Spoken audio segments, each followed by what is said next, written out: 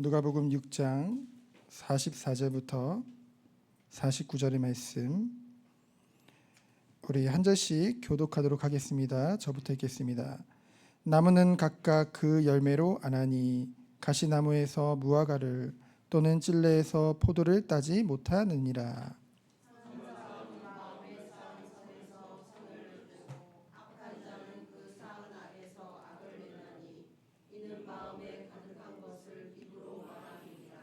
너희는 나를 불러 주여 주여 하면서도 어찌하여 내가 말하는 것을 행하지 아니하느냐.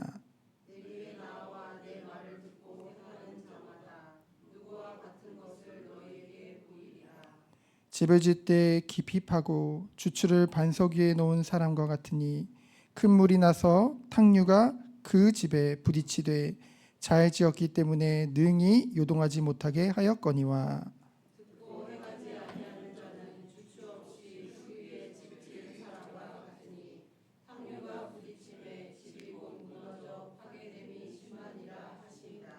아멘. 이번 주 우리가 함께 나눌 말씀의 제목은 새 언약 백성의 제자도입니다. 제자도라는 것은 제자가 가는 길이죠. 우리는 보통 제자, 특별히 제자도라는 말을 들으면은 많은 분들이 먼저 부담을 느끼실 수 있을 것입니다. 왜냐하면은 스스로 제자라고 생각을 안 하기 때문에 그것은 특별한 헌신한 사람들의 이야기지 나는 조금 거리가 있는 삶이 아닐까라는 생각을 합니다. 그래서 우리는 보통 적당히 신앙생활을 하다가 천국에 가기를 원하는 마음을 품기도 하죠. 그러나 성경은요, 그런 선택지를 우리에게 허락하지 않습니다. 하나님께서도 성도의 구원을 계획하실 때는 단지 우리를 부르시고 거듭나게 하시고 의롭다 하시는 그 소명과 중생과 칭의에서 멈추지 않으신다는 거죠. 그저 우리의 구원이 천국 티켓을 이제 따고 이제 내 마음대로 살 것이다. 결코 그렇게 두지 않는다는 것입니다. 하나님은 우리를 거룩하게 하시고 마침내 영화롭게 하시는 것까지 하나님이 우리를 택하시고 부르실 때 이미 계획해 놓으셨다는 것이죠. 그리고 성경은 영원하신 하나님의 관점에서 보면요, 그 구원의 역사가 이미 확실하게 성취된 것을 말씀하고 있습니다. 우리의 구원은 이미 확실하게 성취됨을 우리는 알 수 있죠. 그래서 성도의 삶은요, 결국은 제자의 삶일 수밖에 없습니다. 제자 따로 성도 따로가 아니라니까요. 제자도는 몇몇 특별한 사람들에게만은 요구되는 것이 아닙니다.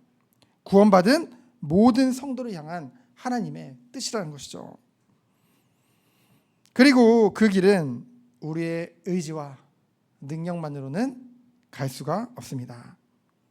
우리 안에 거하시는 성령 하나님께서 우리를 그 길로 인도하시고요, 끝까지 우리를 붙드시고 마침내 넉넉히 승리하게 하신다는 것이죠. 그것이요, 하나님의 약속이고 은혜의 복음이요, 우리에게 주어진 완전한 구원의 축복인 줄 믿습니다. 그래서 앞서 우리가 6장 1절로 16절에 이 본질, 곧 하나님의 뜻을 잃어버리고 형식주의와 율법주의에 빠져버린 유대교의 모습을 우리는 보게 되어졌죠. 예수님은 그 모든 것을 폐기하러 오신 것이 아닙니다. 예수님은 그 모든 것의 본질을 되찾고 새롭게 하시며 완성하시기 위해, 완전히 회복하시기 위해 이 땅에 오신 줄 믿습니다. 그래서 이 주의 은혜로 12사도를 세우시고, 사도는 일반 제자와는 다르다고 했죠. 사도는 하나님의 사명을 가지고, 주님의 사명을 가지고 파송받은 자들입니다. 그들에게 사명을 주시고 파송하셔서 감당케 하셨죠. 실제로 그들은 예수님과 함께할 때는 너무나 연약한 모습뿐이었습니다.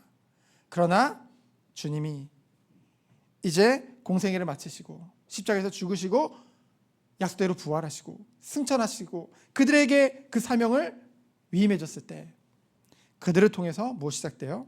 교회가 시작되어지죠. 성령을 받아서 성령 하나님이 주도하셔서 이 12사도를 통해 교회 시대까지 확장되어지고 그것이 우리에게까지 이어진 줄 믿습니다. 그래서 예수 그리스도께서요 우리를 이 새 언약의 백성으로 부르신 줄 믿습니다. 그래서 그에 합당한 응답으로 인도하신다는 것이죠. 바로 우리가 어떻게 살 것이냐.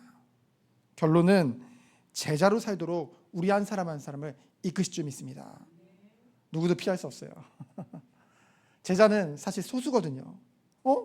믿는 자들이 많은 것 같은데요. 아니요. 성경에선 많지 않다고 했습니다. 구원받은 자들이 소수라고 말씀하셨습니다. 구원의 길이요 넓은 길이 아니라고 했어요. 좁은 길이라고 했어요. 좁은 문이라고 했어요. 하나님이 우리를 그 길로 인도하시리라 믿습니다. 그래서 우리를 하나님이 부르실 때 택하실 때는 우리에게 높은 기준을 요구하지 않으셨어요. 왜냐하면은 우린 완전 무너진 상태였거든요. 죄인이었거든요. 전적인 타락, 부패, 무능 가운데 있었거든요. 의로운 것이 단 하나도 없었거든요. 죄로만 가득한 것이 바로 우리의 모습이었습니다. 그런데 하나님이 우리를 택하시고 성령의 역사심으로 중생의 은혜로 말미암아 새롭게 하시어 예수 그리스도를 믿음으로 우리를 의롭다고 선언하신 줄 믿습니다. 그래서 우리의 의지나 선으로 된 것이 지금까지 아무것도 없었어요. 모두 다 전적인 하나님의 은혜인 줄 믿습니다. 그런데 이 은혜가 여기서 멈추는 것이 아니라는 것이죠. 다시 한번 말씀드리지만은 하나님의 은혜로 하나님 완전하시잖아요. 신실하시잖아요. 그 하나님의 약속은 반드시 이루어지잖아요. 우리의 구원이 칭의뿐만이 아니라 성화와 영화까지도 다 이 구원의 계획 속에 약속 속에 있다는 것이죠. 하나님 반드시 그것을 이루리라 믿습니다. 우리를 그래서 한 사람을 합당한 삶으로 인도하실 것이라는 거죠. 그래서 우리는 비록 지금의 우리 자신을 볼 때는 늘 한계를 맞고 한계에 부딪히고요. 너무나 우리의 연약함이 보이기 때문에 그런데 우리가 소망을 가지고 희망을 버리지 않고 기대를 가지고 하루하루를 살 수 있는 것은 하나님은 여전히 변함없이 우리를 사랑하시고 긍휼히 여기시기 때문인 줄 믿습니다. 그리고 우리 주 하나님은 신실하시기에 날마다 우리는 하나님을 기뻐하고 우리 형제를 사랑하며 우리 자신이 거룩해지면서 이 제자의 길을 끝까지 갈 수 있을 줄 믿습니다. 하나님이 그렇게 인도하실 줄 믿습니다. 그래서 오늘 나눌 말씀은요 17절부터 49절의 말씀인데요. 이제 본문을 보면은요 17절에 보면은 많은 무리들이 모였죠. 왜요? 예수님의 말씀도 듣고 병도 고침을 받기 위해서. 근데 18절로 19절에 보면은 그들의 목적 중 하나인 병 고침이 먼저 다 이루어졌습니다. 그렇죠? 다 병 고침을 당했어요. 예수님의 그 권세로 이 병 고침의 권세로 말미암아 다 병 고침을 받았죠. 이제는 자연스럽게 예수님의 말씀을 듣는 장면으로 이제 펼쳐집니다. 평지설교라고 하잖아요. 첫 번째로 새 언약 백성은 세상과 다른 가치관으로 산다고 했죠. 하나님의 백성의 생활에서 가장 먼저 볼 수 있는 것은 놀라운 가치의 역전입니다. 역전이 일어나요. 우리는 우리의 상황을 역전시켜주길 바라잖아요. 근데 그 이전에 우리가 가치 있다 여기는 것, 그 모든 것이 이 가치관을 완전히 역전시키십니다. 그래서 무엇이 복이고 무엇이 우리에게 화인지를 먼저 가르쳐 주셨죠. 새 언약의 백성된 우리에게 완전한 새로운 가치를 부여해 주시는 것이죠. 그래서 첫 번째로 제가 이것을 도표로 그려서 우리 어린이부 예배 때 아이들에게 물어봤거든요. 너희들은 어느 게 복인 것 같고 어느 게 화인 것 같냐? 당연히 예수님과 반대로 얘기했겠죠. 저희들도 그럴 것입니다. 그도 그럴 것이 예수님은 복에 대해서 말씀하시면서 뭐라고 말씀하셨냐면요. 가난한 자가 복이 있대요. 가난한데 복이 있다고. 마태복음에 기록된 산산수훈에는 심령이 가난한 자라고 했잖아요. 근데 누가복음은 그냥 가난한 자래요. 심령이 가난한 게 아니라 그냥 가난한 자. 실제로 우리가 필요한 것을 못 살 만큼 가난한 자. 그리고 줄인 자가 복이 있대요. 그리고 우는 자가 복이 있대요. 인자로 말미암아 미움을 당하고 멀리함을 당하고 욕하고 핍박을 받는 것이 복이라고 말씀하십니다. 우리 상식적으로는 이게 아니잖아요. 왜냐하면은 가난하고 줄인다는 것은 우리가 지난 수예배 때 우리가 주기도문을 함께 마태복음 6장을 나눴죠. 그 주기도문에 보면은 우리에게 무엇을 놓고 기도하라고 했어요? 일용할 양식을 놓고 기도하라고 했습니다.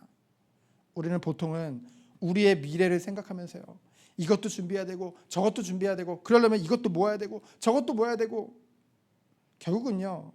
죄송한 얘기지만 그거를 하지 말라는 게 아니라 나도 모르게 그것에 의지하게 된다는 것이죠. 사람은 물질이 있는 곳에 마음이 있습니다. 사람은요 약해요, 여러분. 우린 연약해요. 우리는 여전히 죄성을 가지고 있습니다. 그래서요 하나님이 아닌 그것을 의지하면서 살아가게 되어진다는 것이죠. 그래서 주님은 그것을 놓고 기도하지 말고 일용할 양식을 놓고 기도하라고 했어요. 매일매일 우리는 부족한 것 같지만은 오히려 그 부족으로 인해서 매일매일 하나님을 의지할 수 있는 줄 믿습니다. 그것이 복이라는 거예요. 아무리 많은 것을 가지고 있다 해도 그것으로 인해서 그것에 마음이 가서 하나님을 의지하지 못한다고 한다면 그것이 화라는 거죠. 그것을 말씀하고 있는 것입니다. 그러면서 우는 자, 아니 우는 자가 어찌 복이에요? 우는 게 좋나요? 은혜 받아서 우는 거 좋죠. 근데 일상에 슬픔이 많은 자들이 있다니까요. 실제로 그걸 말하고 있어요. 일상에 슬픔이 많아요. 근데 특별히 자신의 죄를 애통하는 것입니다. 여러분 우리가요 하나님을 가까이 하면 할수록 하나님 말씀을 가까이 하면 가까이 할수록 그 하나님의 의와 그 말씀의 의에 비추어 나를 볼 때 그렇지 못한 너무나도 그것에 미치지 못하는 우리 자신을 바라보면요 늘 비참합니다. 그렇죠? 늘 비참해요. 그래서 역사학자들은 그런 얘기를 하죠. 세상에서 제일 비참한 사람들이 사도들이었다. 그 예수님을 바로 곁에서 지켜보면서 얼마나 많은 분들을 느꼈을까. 여러분 주님은요 우리가 그건 말하죠. 주님이 우리를 위해 십자가에서 죽으셨다. 주님이 죽으시기 위해 이 땅에 오셨다. 죄를 위해. 맞죠? 근데 주님은 3년 동안 사셨습니다. 정말 하나님의 공의와 하나님의 모든 뜻을 완벽하게 완전하게 만족시키는 그런 삶을 주님이 공생의 기간 동안 사신 줄 믿습니다. 우리는 말씀을 통해서요 그것을 배우는 거예요. 말씀을 통해서 우리도 그 길로 가는 것이죠. 그래서 제가 어린이부에서도 얘기했는데 이 교회에서 누가 제일 비참할까? 누가 제일 많이 울까? 어쩔 수 없이 목회자라고 그랬죠. 왜냐하면 목회자는 누구보다 기도해야 되고 누구보다 늘 말씀 앞에 서야 되기 때문에 우리가 정말로 이런 은혜가 있기를 원합니다. 우리가 우리의 죄를 슬퍼하고 미워할 때 우리를 한 단계 더 성장으로 나아갈 수 있는 거예요. 그러면서 고난받는 것이 사람들이 멀리한다는 것은 쉽게 보면 왕따 당한다는 거잖아요. 사람들이 욕하고 핍박하고 그게 어찌 복이겠어요. 근데 그 앞에 붙은 근거가 있죠. 뭐예요? 예수님 때문에. 예수님 때문에 받는 고난이 복이 있다는 거예요. 여러분이 주의 뜻대로 정말 살고자 하면은요 세상과 맞지 않습니다. 세상은요 죄와 그 죄로 역사하는 마귀가 왕노릇하는 이 세상이거든요. 분명히 핍박과 고난이 올 수밖에 없습니다. 그럼에도 불구하고 우리는 기쁨으로 하루하루를 살 수 있는 이유가 어디 있을까요? 여러분 아셔야 돼요. 이 땅에서의 삶은 정말 잠깐입니다. 긴 것 같지만 잠깐이에요. 우리에겐 영원한 삶이 기다리고 있습니다. 영생이 기다리고 있어요. 계시록 2장 10절에 보면은 우리에게 그 영광의 상급이 기다리고 있다는 것이죠. 우리는 그것을 바라보면서 매일매일을 사는 것입니다. 그래서 왜 이게 복이냐면요. 이러한 일들이 우리에게 이루어진다. 우리 삶 가운데 이러한 일들이 벌어진다. 그럼 우리는 기뻐하라는 거죠. 왜냐하면은 그것이 예수님의 제자라는 증거이기 때문에. 그런데 두 번째로 예수님께서는 화에 대해서 말씀하십니다. 화. 무엇이 화라고 했냐면요, 부유한 자들, 배부른 자들, 웃는 자가 화라고 했어요. 아니, 하나님은 물질을 악하다고 하는 건가? 아니요, 전혀 그렇지 않습니다. 부자를 하나님은 미워하시나? 아니요. 아브라함은 거부했어요. 다윗은요, 솔로몬은요, 그 누구와도 비교할 수 없는 부귀 영화를 누렸습니다. 그렇죠? 아니라는 거죠. 주님은 말씀하셨어요. 그리고 성경에 나와 있죠. 돈이 일만하게 뿌리라고 결코 말씀하지 않으셨습니다. 무엇이 일만하게 뿌리예요? 돈을 사랑함이 일만하게 뿌리라고 했죠. 이 당시에요, 부자들은요, 오직 물질 제의주의였어요. 그래서 물질이, 돈이 최고였습니다. 그래서 어려운 이웃이 형제가 있더라도 외면하고 오직 자신의 이익과 쾌락만을 탐닉했다는 거죠. 오직 자신의 이익과 쾌락에 위해서 쓰는 것은 전혀 아깝지 않았던 거죠. 그럼 하나님께 드릴 건 없는 거예요. 그러니까 문제는 이 배부르고 뭐 부유하고 웃는 거, 그게 문제가 아니라 자기 자신의 영적인 궁핍함을 깨닫지 못하고 무감각하게 살아간다는 것이죠. 그것이 화라는 거예요.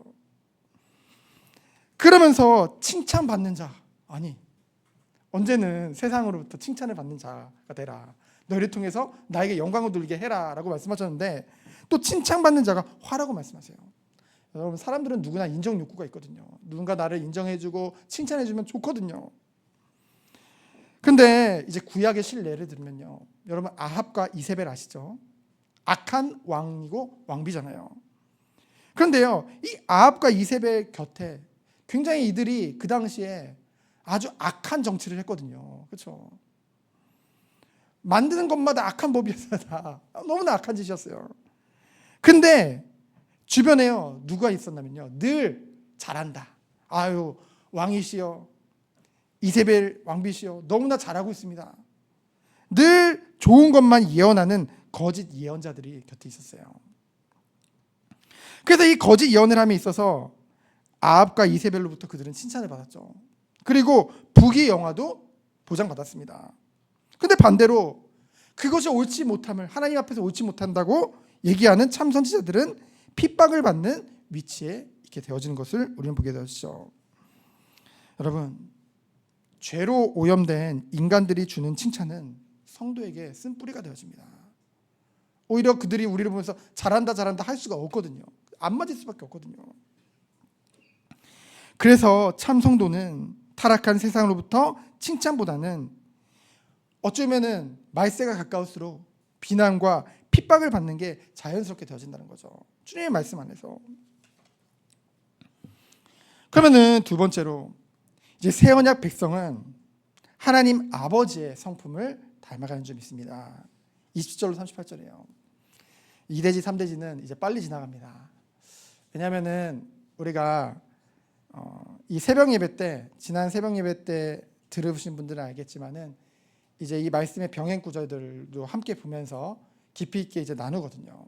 그러면 여러분들이 함께 듣고, 말씀을 듣고 같이 하나님의 뜻이 무엇인지를 더욱더 깊이 알고, 우리를 새 언약 백성으로 부르시고 그에 합당한 삶을 하나님이 열매를 주신다고 약속하셨는데, 그 은혜 속에 들어가는 여러분 됐으면 좋겠습니다.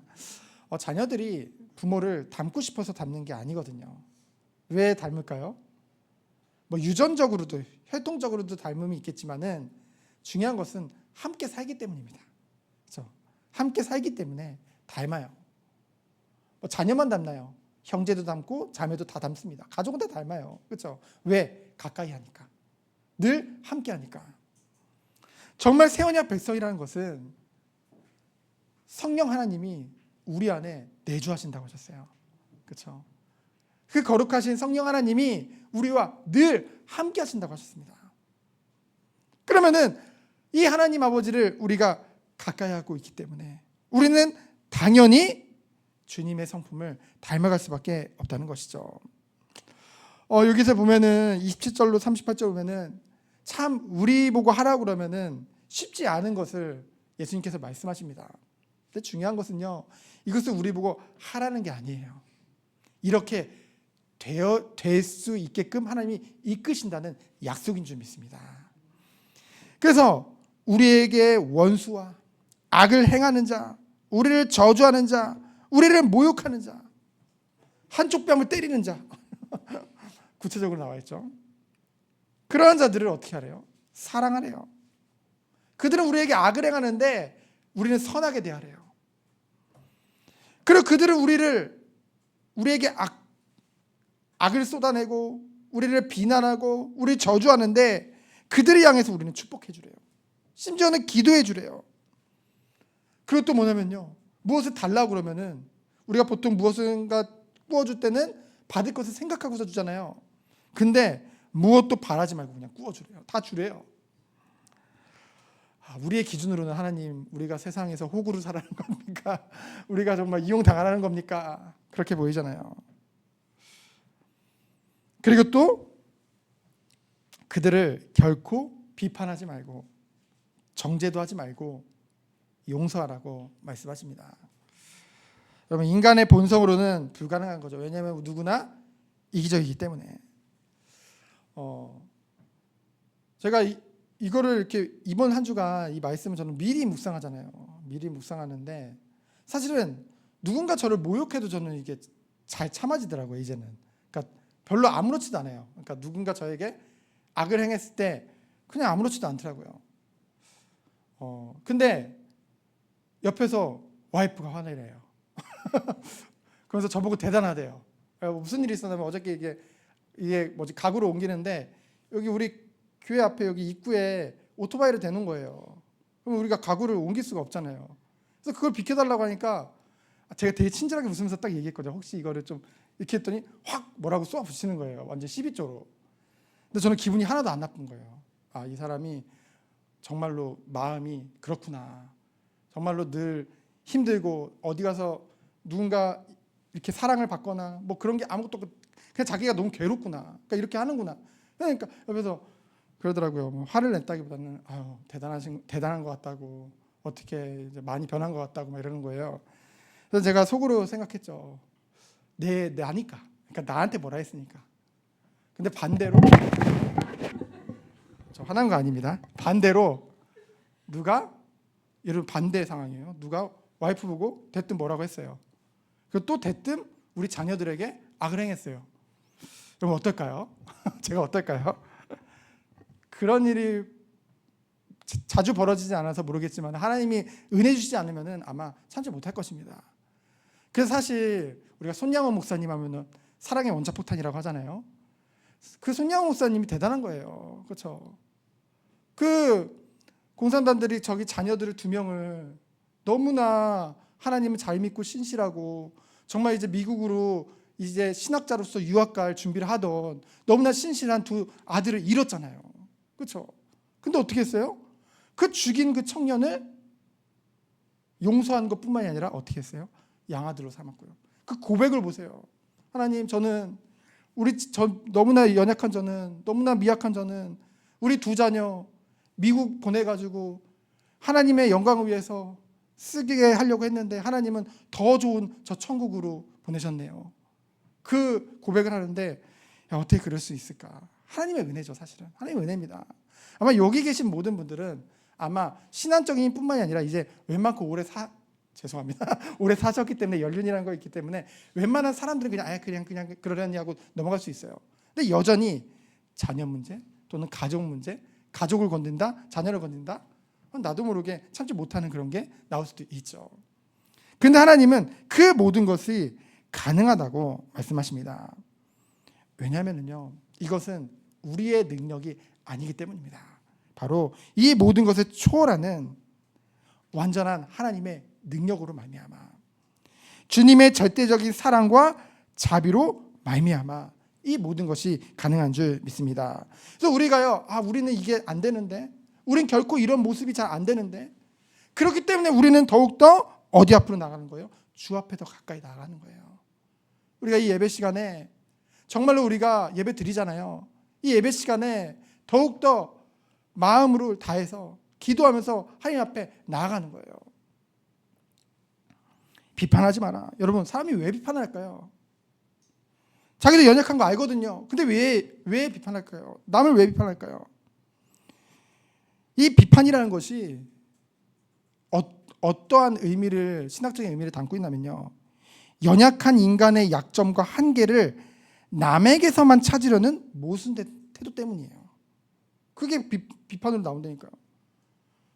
그래서 내 눈에 남 눈에 티끌 보지 말고 내 눈에 들보를 보라. 그렇죠? 그래서 주님이 그렇게 말씀하시는 거예요. 그래서 주님께서는 오늘 이 하나님의 성품을 닮아가는 것은 옳은 거, 그걸 말하는 것이 아닙니다. 옳음을 말하는 것이 아니라 바로 선함을 말하는 줄 믿습니다. 결국 율법의 완성은 사랑이에요. 사랑을 행할 때 선함이, 주님의 선함이 나올 수밖에 없는 것이죠. 그 은혜 가운데 들어가기 원합니다. 그럼 세 번째로, 새 언약의 백성은 말씀에 순종하는 삶으로 열매 맺는 줄 믿습니다.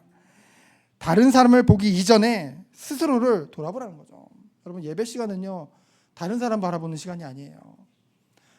저 집사님이 이거 들어야 되는데 왜 예배 안 드리고 딴짓하나. 이렇게 보통 자녀들이 눈에 딱 보이거든요. 가족이 딱 눈에 보이고, 다른 사람 눈에 안 보여요. 근데 자녀만 보여요. 여러분, 자녀 보시지 마시고 하나님 보시기 바랍니다. 그렇죠? 하나님만 바라봐야 돼요. 우리가요, 하나님께 예배 드리는데 우리가 하나님께 집중하고 있으면 그 어떤 게 보이겠습니까? 그렇죠? 그래서 하나님 앞에 바로 서는 시간이에요. 하나님께 집중하는 시간이 바로 예배인 줄 믿습니다. 그래서 예수님은 다른 사람 보기 이전에 스스로를 돌아볼 것을 말씀하시죠. 그러면서요, 결국은요, 물 좀 마실게요. 열매로 아는 것입니다. 결국 열매로 아는 거예요. 말을 아무리 잘한다 할지라도 여러분, 결국 사람이요, 내면에 있는 것이 결국 가장 외부로 드러나는 것 중에 하나가 뭐예요? 결국 말이거든요. 입이거든요. 그래서 45절에 보면은 결국 마음에 가득한 것이 입으로 말하게 된다고 했습니다. 우리는 늘 우리에게 무엇을 담아야 될까요? 하나님의 말씀을 담아야겠죠. 하나님 사랑을 담아야겠죠. 그러면은 우리가 말하는 것이 달라집니다. 언제까지 이건 내 원래 성격이야, 이건 원래 내가 가지고 있는 원래 본성이야. 아니요.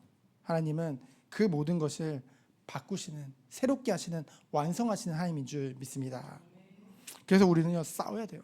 그렇죠? 그러면서 주님의 책망이 46절로 49절에 나오죠. 왜 책망하셨을까요?